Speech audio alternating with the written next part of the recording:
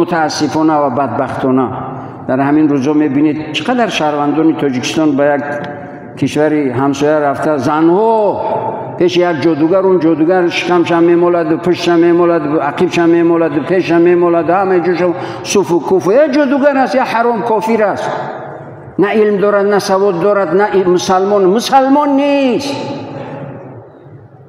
ولی بعد میگم بسم الله میگه، با بسم الله گفتن مسلمان میشود یک کافر؟ همه باز زن است. چی شده است به این زن و مادر؟ و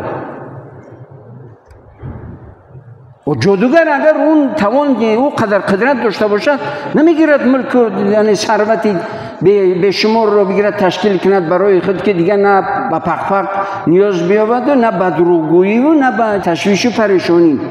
100 نیرنگ و 100 حیله و 100 دروغ میگوید تو اینکه بکند بگیرد یعنی ثروت مردم را جمع کند با راه حرام، با سحر و جادو. سحر کافر میشود انسان وقتی که پیش سحر میرود و باور میکند جادوگر را کافر میشود، نکاحش بریده میشود، باید از سر نو نکاح کند.